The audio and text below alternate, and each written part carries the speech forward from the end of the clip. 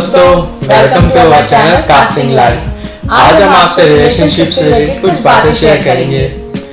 Guys, care बोलने में एक छोटा सा शब्द है, लेकिन ये छोटा सा शब्द रिलेशनशिप में एक बहुत अहम भूमिका निभाता है। लव एंड केयर दो ऐसे शब्द हैं जो हमेशा एक दूसरे के साथ जुड़े रहते हैं। अक्सर हम देखते हैं कपल स्टार्टिंग में रिलेशनशिप में एक दूसरे के लिए बहुत ज़्यादा केयरिंग होते हैं, लेकिन समय के साथ साथ उनका ये केयरिंग नेचर कहीं विलुप्त होने लगता है, कहीं खोने लगता है। कपल धीरे धीरे एक दूसरे को टेकन फॉर ग्रांटेड लेने लगते हैं, एक दूसरे की बातों को अनसुना कर देते हैं।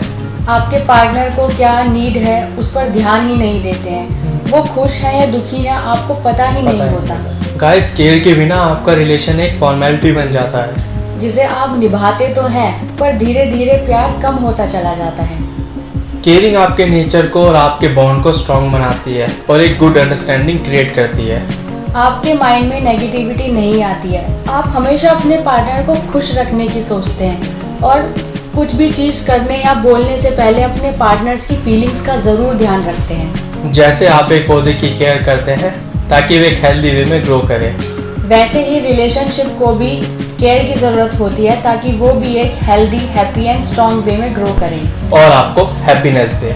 सो गाइस, एक दूसरे की केयर है करनी, खुशहाल चलेगी जीवन की journey.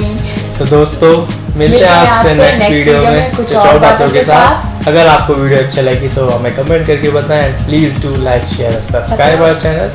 Stay safe, stay healthy. Bye bye दोस्तों।